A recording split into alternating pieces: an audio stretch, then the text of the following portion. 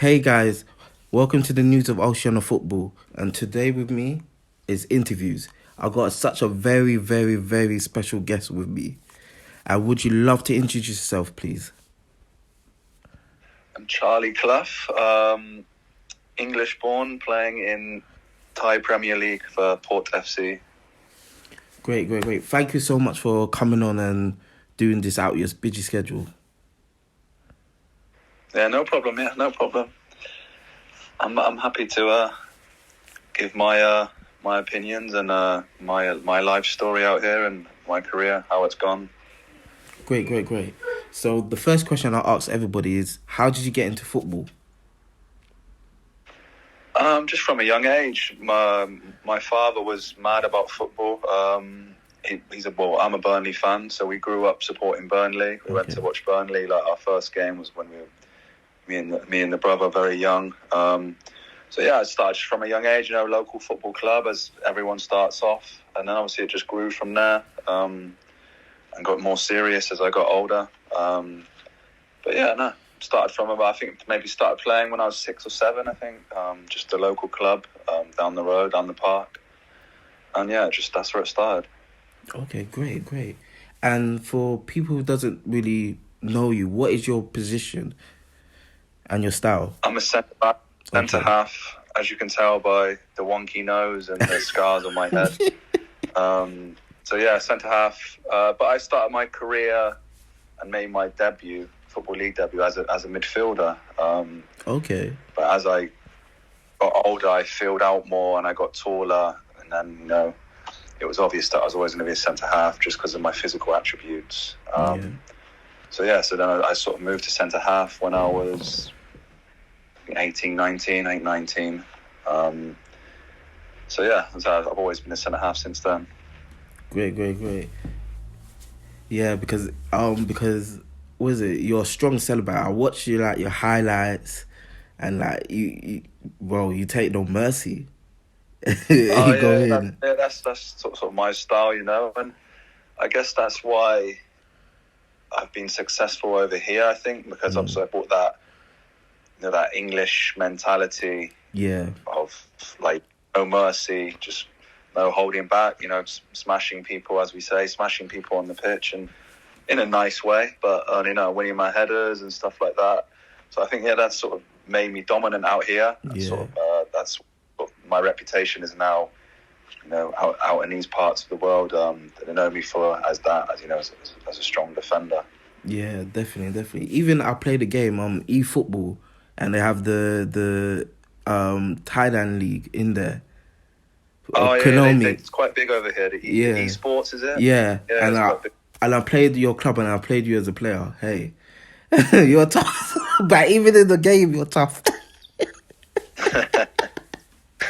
No one can get past you, anything. If they run past, they get fouled.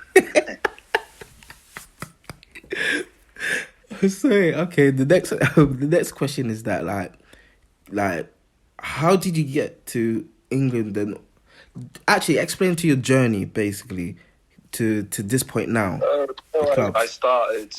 My first pro club was Bristol Rovers. Yeah. When they were in one, but I've come through their Centre of Excellence, their academy, Centre of Excellence. It was called back then. So I signed for them when I was 14, 15. And then when I left school, they signed me pro. So I went straight with the first team when I was 17 and made my debut. Yeah. Not long turned 17, made my debut. And then from there, I was there for 5 years, and I had a lot of sat on the bench quite a lot, but I didn't play as much as I thought I should have. And then new managers come in. The manager that signed me as a youngster, he left. That's football, new managers come in, they bring their own players, they have their own opinions. So then I left there. I was there for 5 years. I left there. And then because I got an injury towards the end, I didn't really play much football. So I struggled to get another, like a pro club. So then I went part-time, played for Dorchester in the Conference South, which is the National League South now, and worked as well. So I did scaffolding. Okay, yeah. that made me a man from a young age. And that made me, you know, think to myself that I don't want to be doing this, and that made me work hard. To be fair, I think it done me a lot of good to go out there and, you know, wake up 5 a.m. Worked long days, you know, freezing cold, scaffolding, like, you know, it sort of made me think, do I want to do this? You know, I'm good enough to play football. And it gave me that sort of, you know, the kick up the bum to say, listen, you need to work hard now, and you're still young, to get back up there and get back to the level that you should be at. So yeah, that kicked me on. So I went to Dorchester, and then I signed for Sutton. Sutton bought me from Dorchester. So that was my first stint at Sutton, and I captained the side at Sutton at like 22 or 23. Okay. And then from there, Forest Green bought me. So then I went to Forest Green. Really enjoyed my time at Forest Green. Got to Wembley, so that's one of the highlight of my career, was getting to Wembley. Obviously, we lost in the final, but you know, that's every boyhood's dream to play at Wembley growing up. So yeah, so I've done that. So I went to Forest Green, spent I think 2 years there. Then Barnet bought me in League Two. So I went to Barnet for 18 months, and then I went back to Sutton after that. And Sutton had gone up then, so they were in the National League, I think, then when I went back to Sutton. So yeah, I went there and I was there for 6 months. Then I got the call out of nowhere from an old manager who took me to Forest Green, Adrian Pennick. He got the job in Brunei for a team called Brunei DPMM. So they're based in Brunei on the island of Borneo, but they play in the Singapore Premier League. So they fly to away, and then the Singapore teams fly, and we play at a national stadium in Brunei. So I had to go for a trial. I thought as much. Had to go for a trial, and because some clubs out here, that's how they work, and the chairman of the Brunei club was the Crown Prince, so the next Sultan, the Sultan's son. So he wants to look at players, and then he makes the decision sort of himself with his committee. So yeah, I went out playing a trial game. Sutton let me go. I had to speak to the manager and say, listen, this opportunity's come up. It's probably once in a lifetime. Like, I've wanted to go abroad. Sort of at that stage now in my life, I've done the lower league in England, and I want a change of, environment. So yeah, he let me go. So I went for a trial game. Yeah, it went really well. And then I had a call, said, yeah, we want to sign you. So I come back. Then I played for Sutton that weekend, and then they said, yeah, we want to sign you. So then I had to sort of organise, because I had 18 months left of my contract with Sutton. So I had to obviously speak to the club, because they probably didn't want me to leave for free and stuff like that. So we had to just negotiate and sort some stuff out. But yeah, they were really good. Sutton were really good, and they were happy for me to go, and they wished me the best of luck, So yeah, that was it. I went to Brunei. I spent 3 years in Brunei, but obviously I think 2 years of that was COVID ridden, so didn't really play much. But the first year, 2019, we won with champions of the Singapore Premier League. That was my first season there. Yeah, we won the Singapore Premier League, so that was really good. And then obviously COVID hit. And then I had a call from Thailand, and they said, yeah, we're interested. Nakhon Ratchasima in the Thai Premier League, we're interested in signing you. So I signed for them. Disappointed to leave Brunei after winning the league and not like competing again, because I wanted to like go back and try and win it again. But yeah, maybe I can go back then, play there another time. But come to Thailand, did 18 months at Nakhon Ratchasima. Great club. It's in about 3 hours north of Bangkok. Big city. But yeah, I really enjoyed my time there. And then the second season, I was captain the team. First 6 months, I signed mid-season window. So then I was signed for Korat, and for this mid-season, so I had 6 months for the first season. Got to the FA Cup final, got beat in the last minute. Disappointing. Then the season after, I captained the team, and yeah, no, I had a good season. I scored 5 goals from centre half, and then Port signed me and offered me a contract like midway through that season, because my contract was up. And Port are probably one of the biggest teams in Thailand. They're in the top 3 of the biggest teams. And they're in Bangkok. And obviously my wife had just had a little baby. We just had a baby. So, I wanted to be with them. Because when I was living in Korat, she stayed in Singapore. So I was travelling back and forth, which was taken out of me, physically. So then I got this opportunity to come play in Bangkok, and now we could all be together. So then that's where I am now. 6 months in. I think we're third in the league. Played a little, towards the start of the season. Didn't really play because there's foreign quota over here. So the bigger teams have 5 players, but only 3 can play. The foreigners. Okay.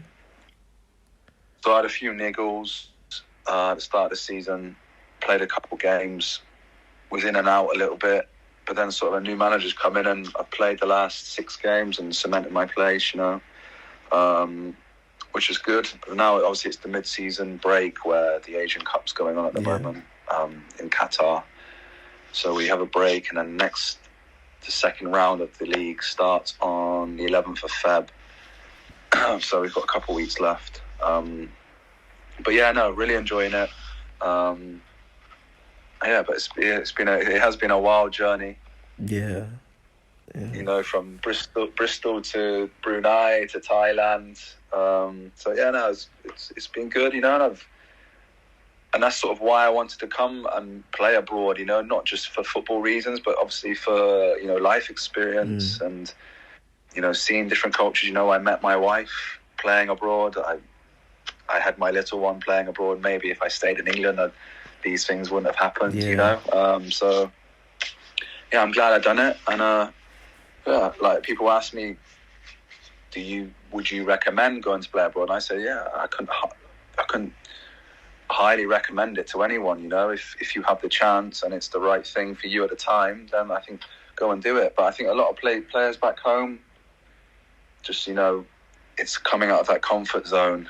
Traveling across the way from your bubble that you're in, your family, your friends, everything that's easy. It's having having that courage to just come out and just give it a go. Yeah. Wow. A wild journey. Wow. We call that the journeyman. Is that what you call yourself, the journey? A few miles there, isn't there? Yeah. Wow. Okay, and the next one would be how is Thailand like? How's the country? Oh yeah, it's great. I love it here. The people are really good. Their culture is built on having a good time. Food, cold, they love to sit outside and eat, and very social. It's a very social culture. But they're really good. The people, when I moved to Korat, the fans were great, and the fans at Port are great. They're just, I couldn't speak highly enough of Thailand. I travelled here when I was younger, vacations and stuff. Okay. But since I moved here, it's been really good. No problems whatsoever. Everyone's really nice. I've learnt, your basic Thai. Yeah. I can order a beer in Thai. That's about it. But no, I've learned a little bit to get me by, and to be polite, and you say Sawadee Kap and do the Sawadee Kap and the cultural thing, say hello, and I'm in their country, so I like to be respectful of their culture. That's good. Wow, that's good. And you play in the Thai League. So how is it like the playing style there? Because you're a big guy, and obviously these players are small. It's a good standard. I think Thailand, the Thai League, is probably the best in ASEAN, so Southeast Asia. Okay. Standard wise, there's some teams here that I'd say that could probably compete in League One. Okay. Ooh. I reckon. But people say to me, compare it to back home. Yeah, that's the next one. It's hard to compare because it's totally different out here because of the climate. It's 30 degrees. It's 28, 30 degrees. So the game's totally different compared to back home. Back home, you can press. Yeah. for longer. Out here, you can't press all game because you're knackered. Yeah. You can't do it, physically do it. But yeah, obviously it's probably, I'd say it's less physical here. It still is physical, but it's less physical. From playing the National League or League Two, when you're coming up against a big 6'5" striker every week, and a long ball, direct balls into the box, and you've got to have a right wrestle up with him. Sometimes that's because a lot of the teams here have foreign strikers. Yeah. So some games are like that, but not like as much as you would get back home. But yeah, the Thais are very technical. Very technically good on the ball. But I think it's a good standard. I was really surprised when I first started playing out here how good the standard was. People always said, "Oh, this was the best standard-wise for football in Southeast Asia," but obviously I'd never watched a game or played a game. Yeah. But yeah, so I was really surprised when I come out. They have VAR. It's really it's quite high tech. The football and stuff. Everyone can watch it for free on their phone. They have an app on their phone out here. You can watch the games for free and stuff. So, the exposure the league gets, and the Thais love their football. They love their football out here. So, yeah, no, it's good. I've been really impressed with it, and that's probably one of the reasons why I've enjoyed my time here so much. And like we discussed earlier, do you when you go in the tackle, do you have to be careful because obviously the players are a little bit smaller, don't defend, but it doesn't really go. That doesn't go through my head. I'm going in to win the tackle, no matter how I get it. I've made a few here, and I remember one game. It was my first season here. I slide tackled someone, and I think he did a forward roll in midair. I think he went flying, but I won the ball. It's just the way it is. But the Thais are, they're very resilient. They keep going, and they keep fighting. That's just the way they are. They're built out here. But I don't really think about going in softer on tackles. You just got to do what you got to do. Win the ball. Yeah. And a bit of the man as well. Yeah. Do you miss England at times? I do, yeah. I do, obviously. Football wise, a little bit, but it's just more I miss the personal side of things with my family and stuff, being away from family. That's probably about it. But football wise, no, I don't. Obviously, it doesn't take away that I enjoyed in my time playing in England, but coming out here and obviously getting older, you look back and think it was a good time. But I've enjoyed my time out here. I think I fell in love with football again since I moved to Asia, just in a different way. Just I can't really explain it. It's it's different now out here. Yeah. And I think it's not as, you still have the pressure, but it's not as full on, you know what I mean? It's not as, in England, football's everything, the club owns you. Once you're there, the club owns you. You got to go in all these different times, and fines and stuff like that. But out here, it's it's hard to explain, really. It's hard to explain, but yeah, I don't really miss the football from back home. Like I said, I really enjoy my time out here, so I don't really think about it, to be honest, about the football back home. And basically, just like the last one, what is your ambition and goals?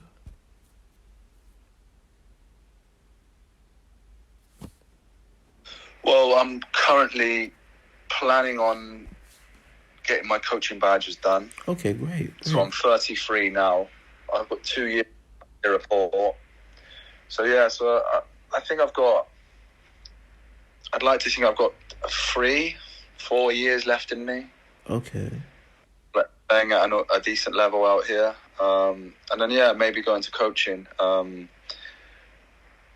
But maybe coaching over here. I think I've played, I know the culture. I've played out here, I have that experience. So I think I could be an asset to a team out here in Asia. So yeah, I want to get my badges done and then see where the next step takes me. But right now, I'm still able to play and be 100%. So obviously in the background, I'll get the badges and that done and ready for the next step. Yeah. Okay. All I can say is thank you so much for giving us insight, story, and just giving up your time just to do this. Yeah, no problem. Anything else you need, just give me a shout.